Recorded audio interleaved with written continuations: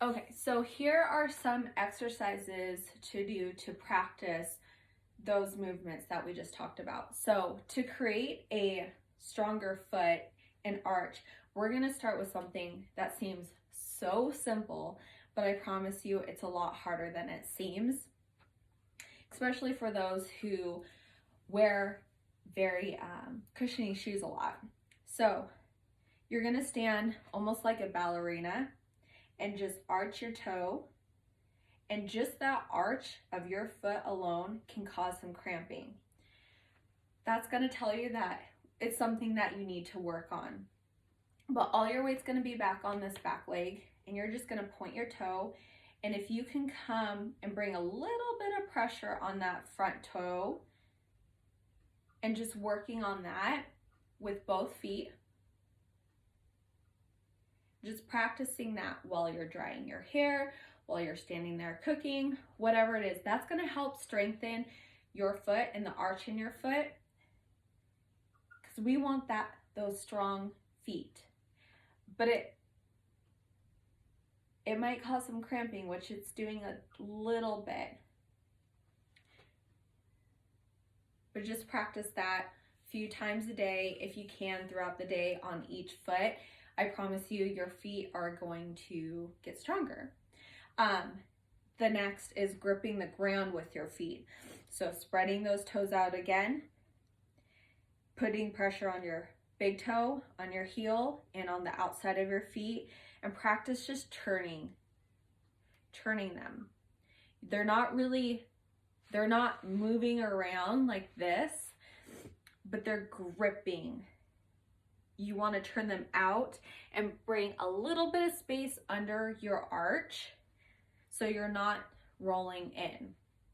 The other thing with that is your knees.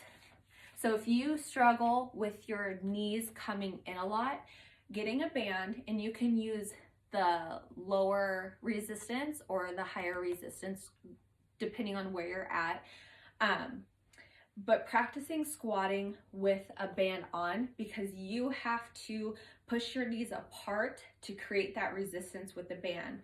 So that's going to help you with practicing that. So create a stable base with your toes, rotate your feet out.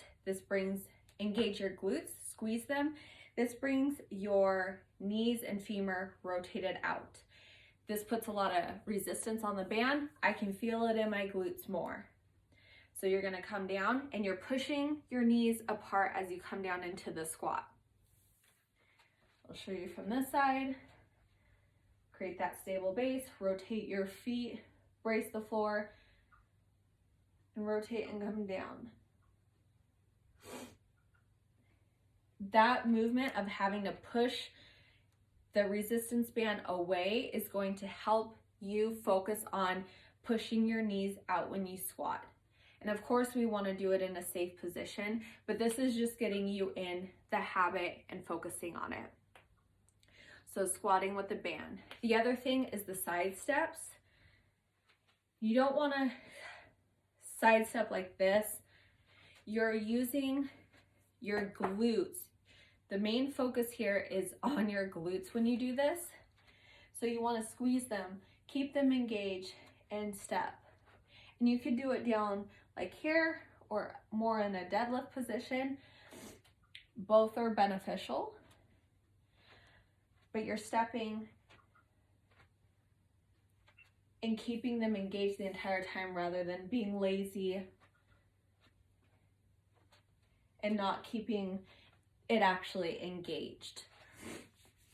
The next one is to help you find a neutral pelvis and engage your glutes.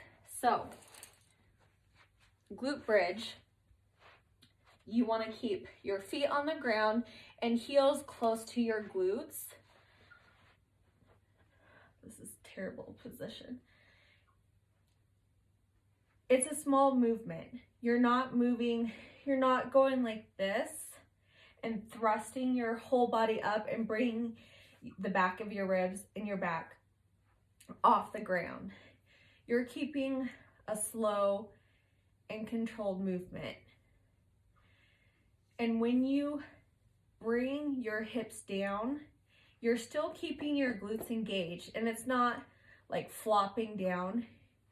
Your ribs are pinned, your glutes are engaged, your spine is neutral, you're not arching your back, you're keeping as straight of a line as you can, and slowly coming down. But that whole time, I'm squeezing my glutes down here just as much as I am up here.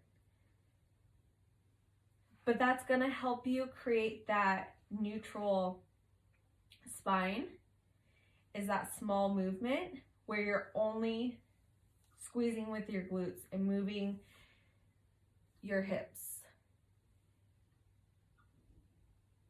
So it's a small movement. The other one, so that's more so of helping your glutes fire and be engaged, is squeezing them through that entire movement. The other one is a bottle rock to help find a neutral pelvis. So this one is a little bit harder, but come down into the all fours, and we know that the cat-cow position, so arching is the anterior pelvic tilt, posterior pelvic tilt. We want to find that neutral in between, because this movement right here mimics a squat. So if we can do this and practice this with a neutral spine, then we can do a squat with a neutral spine. So one way to help you find the neutral spine, obviously, is finding that in between. So anterior pelvic tilt, posterior pelvic tilt, neutral spine. But using a water bottle here on your lower back. So you would think that having the anterior pelvic tilt is going to help it stay on my lower back because it goes down into that little arch. But if I come down into a squat, all the way down, it's going to roll right off. But if I keep a neutral spine during this entire movement,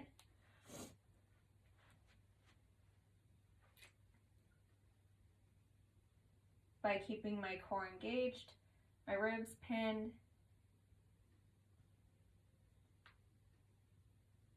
and it does take a lot of focus, and then coming back up. And now my face is in the ottoman. But keeping that neutral spine and bracing, oh, see, I lost it. But working on that, maintaining those, or focusing on strengthening those small movements while focusing on those small movements is going to help you largely when you are doing your squats, your deadlifts, your hip thrusts, your chest press, all those overhead press, all those big and small movements are going to improve when you can improve how you can control your body and the movements that you put it through.